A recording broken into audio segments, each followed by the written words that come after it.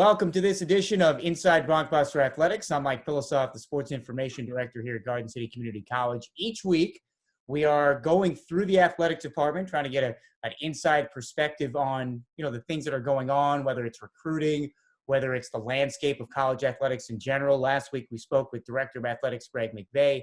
This week, we're going to take a dive into the coaching perspective, and we bring in the new men's basketball coach here at Garden City, Cole Dewey. Cole, how are you, sir? I'm good. Excited to be on. And the new haircut, and I've known you for a while. The hair was, one of the most famous things about you, and that's gone. Well, I'm trying to look like you, Mike. Starting fresh. Definitely a trend, especially now with nobody can go to a barber or get their hair done. So either you do it yourself or. Exactly. Just keeping it simple. I hear bald is beautiful. That's what I keep hearing. So I figured I'd try it out. Bald is beauty, and once you hit your 30s, man, it's all downhill from there. So you have no worries after that. All right, so I mentioned last week we spoke with Greg McVeigh, and he kind of gave us a little bit of the landscape of how it's looking, and things are so up in the air right now, nobody knows. So I bring you in because I want a coaching perspective, and you're one of the new coaches, even though you're not new because you were here almost 8 years ago, 2013. You were an assistant under Brady Trankel. So how does it feel for you to be back? Feels great. Me and my wife found a place in town. We're all moved in.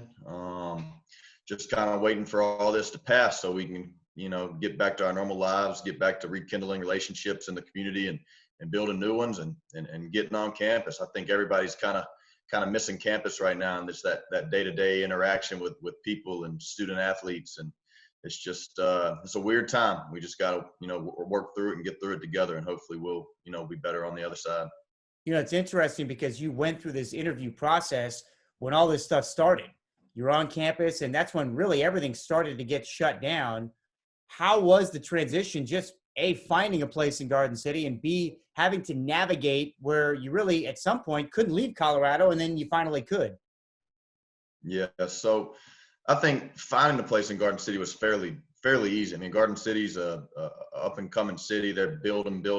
That's what everybody keeps asking, how was it? And it's like pretty simple. I mean, there's a lot of new complexes and new places to live just because the city's just, it's booming right now.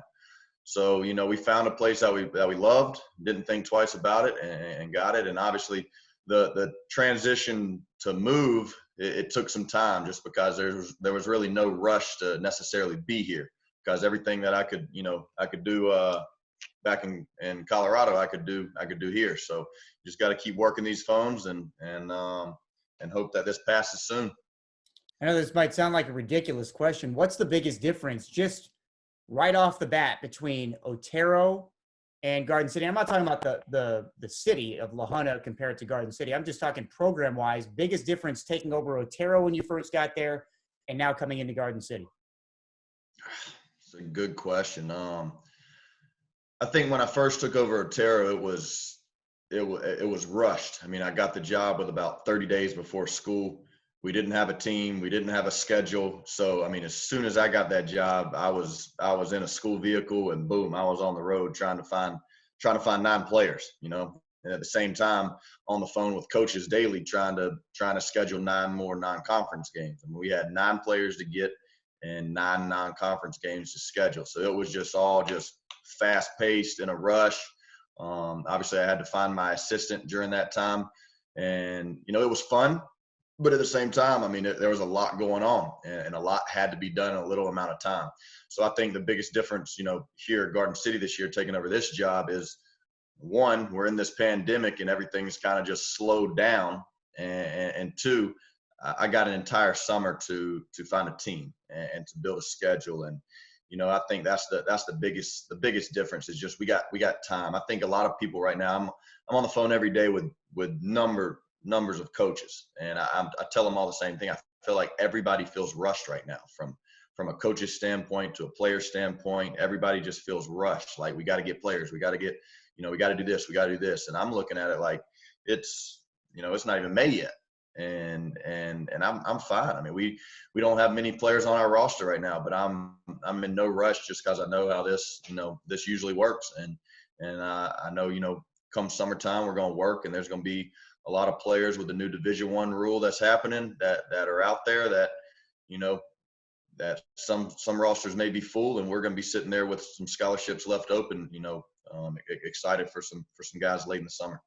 It's almost like football because, you know, if you talk to Coach Minnick, he'll tell you, or any football coach across the country at this level, a lot of the recruiting happens after National Signing Day. You don't fill out your roster with, you know, no offense, with 50 in-state players. And that's not a knock on in-state players. It's just the D1 Yep. transfers in football come in July and August and really even like the week before the season starts. No question. No question. I mean, in junior college for football and basketball, you get some of your better players late, and it's just how it works. You know, I don't, you know, not necessarily mean this in a bad way, but I don't necessarily want a high school kid right now that's gung ho about, you know, about junior college. You know, I'd rather wait it's later in the summer to where, you know, that same high school kid, he's chasing that Division I dream, and he might realize that he doesn't qualify, or he doesn't have enough credits or something like that, to where, okay, I can't play Division I. I had these offers. I was thinking about going here. Now junior college is the option that I have to take. So those are usually the kids that work out more often than not. You mentioned the fact that your roster isn't full. We'll get into the recruiting and how all this has changed for not just you, but for every coach at every level. But really, what's been your first order of business since taking over this job? Well, first and foremost, you know, I contacted all the returning, so to speak, freshmen from last year's team. You know, I let them know we were moving in a different direction. I'm trying to just start fresh. You know, I want to build a fresh program with new faces and get my kind of guys. You know, my assistant from Otero, Zach Toll, he's planning on coming with me here, so we're communicating every day, and just trying to find our type of guys, meaning, you know, high character kids, meaning, you know, obviously you got to be good at basketball, but that's not the only thing we look at. We look at high character kids that want to live in the gym, that love the game of basketball. I mean, that's one of the first questions I ask these kids when I'm on the phone with them. You know, how much do you love the game? Do you live in the gym? Do you want to get in every single night? Or are you just doing this because you're good at it? You know, we want to get better every single day. And I feel like if you build a roster full of guys like that, the team camaraderie is a lot easier to build. You know, guys are living in the gym every night, in the mornings, throughout the day, and it just builds a culture that we're trying to build here from the jump. When you're recruiting now, and for any coach that's doing this, really everything's changed because during a normal year, you're out recruiting, you're in your vehicle, and you're going places, you have your assistants going places. That's not the case now. So how has that changed? How has that been for you? And now really everything's been done virtually and over the phone. It's different. You know, it's definitely different. It's kind of strung out some recruiting processes with some kids that we've been on. You know, I feel like if I could get face to face with a kid and his parents, then some of these student athletes would be signed already. But instead, we're just having to work the phones on a daily basis, and you know, it gets repetitive over a period of time because you run out of things to talk about. And I understand it from the student athlete's perspective. I get it. It's a weird time for them as well. You know, they want to, you know, see you face to face. They want to get to visit the school. There's a lot of things that can't happen right now that are normal processes to recruiting, and you just can't do it, and there's nothing we can do. So just trying to get these student athletes or prospective student athletes to understand that and just continue to build a relationship. I think, you know, I tell these kids from the jump, that's kind of what I'm all about. Process, and it's, you know, kind of my stamp. You know, I want to build real relationships with these kids to where I'm in their life forever, you know, and I want to be able to help them for the rest of their life. And you know, I don't say that to be all cheesy or anything, but I mean, it's truly why I do this. So, you know, I try and just get kids to understand that, you know, you're not just going to come and play for me for a year and then move on and never talk to me again. Like, I want to do this to help you grow, not only as a basketball player, but as a young man, and then continue to help you through that the rest of your life. How many guys at this point do you have on the roster? Technically we have one. Okay. We have one technically signed. We're going to announce that any day now. We have other commits that we cannot sign until the month of May because of NJCAA rules as far as junior college transfers go. But as you mentioned, it's a marathon. It's not a sprint. I hate using cliches, but Yeah, same. talking at the end of April and the season, we hope would start around November 1st. But let's dive into that, because that's kind of the big elephant in the room. Basketball, I don't want to say it's second tier right now, because everybody's worrying about football and what's going to happen with football, not only at this level, but at the NCAA. And I've read one article after another, and there's Armageddon scenarios, and then there's scenarios where everything's okay and there's no fans and who knows. But you talk to coaches every day. So just from a basketball perspective, where do you think we're at? Is it too early to tell? I mean, it's the end of April. It's going into May. Do we have a sense of where we're at? I think you just said it. I think it's too early to tell, to be honest with you. I mean, you can act like you know what's going on right now. Anybody can, but at the end of the day, no one knows where this is going. No one knows if we're in the beginning of it, in the middle, towards the end. I mean, it's just up in the air. The state of Georgia, I think, starting to reopen things. That's, I think all eyes are going to be on them to see kind of how that goes. If this COVID stuff starts to increase there or not. So I don't know. I don't have the answer. Student athletes are asking me the same thing. Parents are asking me the same thing. I'm not going to sit here and, tell you I know what's going on, because I have no clue. All you can do is just be optimistic about the situation, continue to work these phones, continue to build, meaningful relationships and just hope for the best. Like you said, if football doesn't happen, then, I think that's going to push all the other sports back, including basketball. So it's all up in the air right now. Nobody really has the answers. We can just continue to do what we're doing, social distance, and just hope this dies down eventually.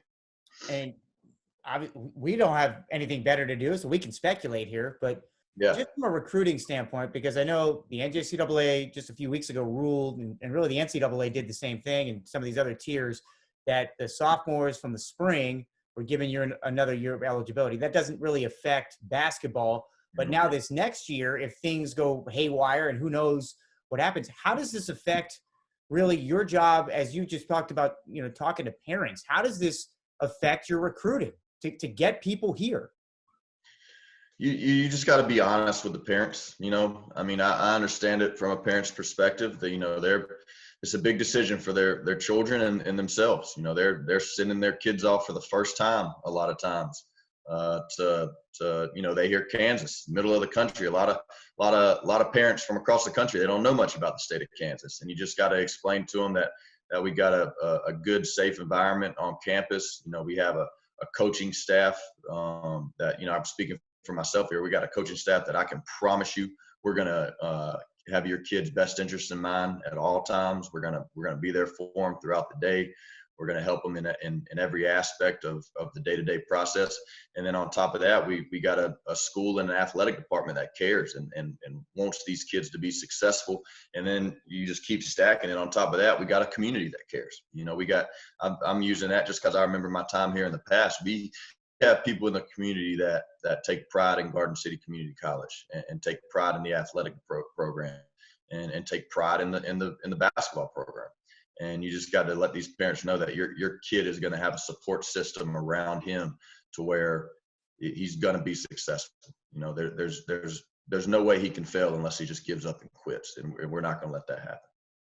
All right, lastly, before I let you go, there was an article that came out about 2 weeks ago now that listed you as one of the, and it wasn't in any specific order, one of the top 50 junior college basketball coaches in the country. And I've known you for a while, obviously. I know you kind of cut your teeth with a lot of really good junior college programs, Indian Hills. You worked out in Texas, South Plains. So you've kind of seen the gauntlet. What does that mean? You're a young guy and you see your name that's posted as one of the top and most influential coaches right now in the business. What does that mean to you? It means a lot. It means a lot. And the other 49 coaches on that list, I knew a lot of them, and it's just an honor to be on there with guys, like that. This is a very small, close-knit business, so to speak. So, I think just treating everybody with respect, treating them the way you want to be treated is the way that I try and go about things. And I think if you continue to do that on a daily basis and just, be honest, be open, be a good person, then good things are going to happen for you. It was an honor to be on that list. And, I'm just going to, it's all honesty. I'm thankful for all the, like you said, the coaches that I've got to work for. I mean, I think that's a big reason that I was on there, having a chance to work for Brady at Garden City, and coach who's a Hall of Famer in junior college at South Plains, and Hank at Indian Hills. I mean, it's the path that everybody takes, it all goes back to the people you've worked under and learned from, and just take everything and just form it into your own. So, I mean, it was pretty cool to see my name on that list. But at the end of the day, man, we got a whole new season. So here we go again. So hoping I can make a new list next year. And we'll get that list down to like 20 because, my mind, and I'm biased. I put you in the top 20, top 10. So maybe we can go down. Good deal. Cole, appreciate your time, man. Anytime. Cole Dewey, the head men's basketball coach here at Garden City. We will talk to you guys next week. Stay safe.